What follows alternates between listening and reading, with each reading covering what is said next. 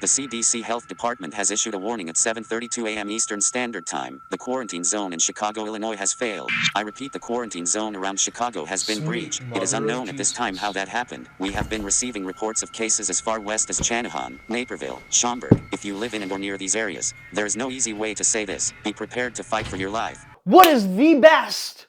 End of the world, shit hits the fan, WROL AK-47.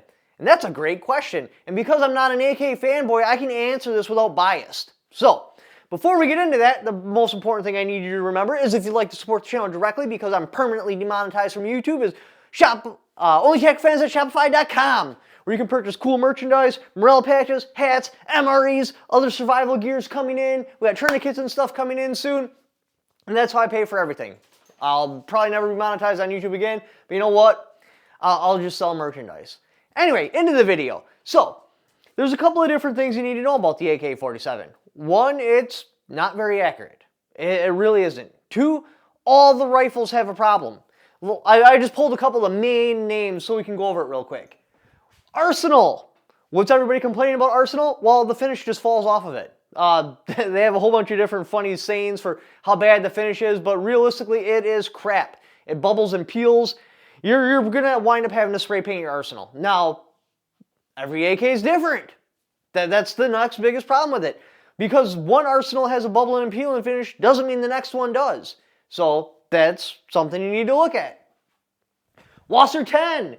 Canted sights and just a shit build quality altogether. Whether or not the rifle itself was good or not, Century Arms got their little greasy fingers in there, and they have a tendency to mess things up. It's just the way it is. It's a problem. That's what they're known for. Poor build quality, canted sights, canted gas blocks. Your rear sight might be here, your front sight might be here. You may not even be able to zero this rifle. Tantal, one of the most popular AK-47s AK-74s for a long time. What everybody complained about that? The keyholes. It didn't have a fast enough twist rate, or there was some sort of like 5.56 barrel on it. I can't remember what the lore was. But for whatever reason, it would keyhole the rounds. The rounds would not stabilize, and they'd start to tumble in midair. Mac 90, the super expensive Mac 90 everybody wants because it's a Chinese AK that very few people have. Unbearable trigger slop. Their tolerances are just terrible, and the trigger bites you in the finger so hard it's unfireable past like 30 rounds. And then they come in. So these were early, the whole AWB thing. So you got thumb hole stocks. You got non-threaded barrels. They're problematic. Again, every AK is not the same. So your Mac 90 might be great, might have no trigger slap, but that's what they're known for, is unbearable trigger slap. Saigas, they have to be converted. Generally speaking, people love the Saigas because they actually came from Russia.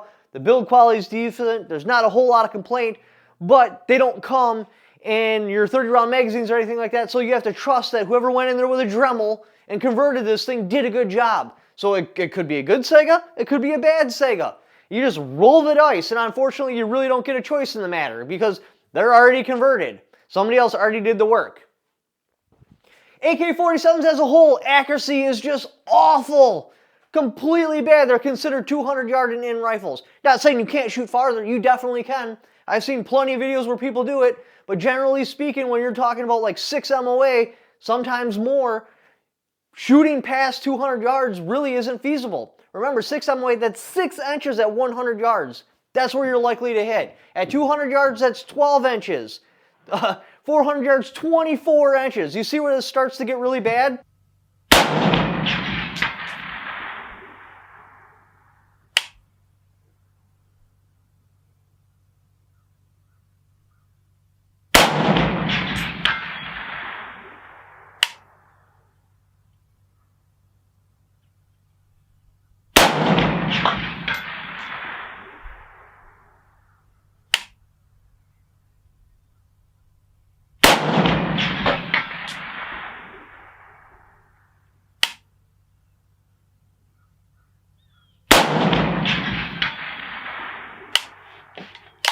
What are the problems with the AK-74? So you might be like, well, you know, I don't really like the recoil of the AK-47, and the accuracy is terrible. The AK-74 was specifically made to address these issues. We got niche ammunition in niche parts. It takes a different bolt carrier. A lot of the bolt carriers from country to country aren't interchangeable. The ammunition, after Obama went in there and just gutted it, is hard to find. Usually your ammunition is double for a 74 as it is for an AK-47. Now, however, when you do pay that extra money, it's worth it. Your ammunition is going to perform way better. It's going to shoot flatter. It's going to be more accurate. It's just better as a whole. And then you got the other side. A lot of these AK-74s, they were using 7N6, which has corrosive primers. And if the shooter didn't realize that, because there's corrosive salt in the primers, they call them sewer pipe barrels. The rifling is completely gone. It's completely inaccurate. You're just shooting all over the place. And that's another problem with the used market. And the 7N6 ammo was primo. It was like $100 for 1,000 rounds or something like that. But it rotted out the barrel. If you knew about the problem and you thoroughly washed your rifle after shooting it, not a problem. A lot of people didn't. And the people that did know about it, their rifles got passed on, and the person who has it knows it's a good rifle, and they're not going to let it hit the used market. So that's an issue. So, looking at all of this, what is the best AK-47 or AK-74 for the end of the world? And if money's not an object, AK-74 is.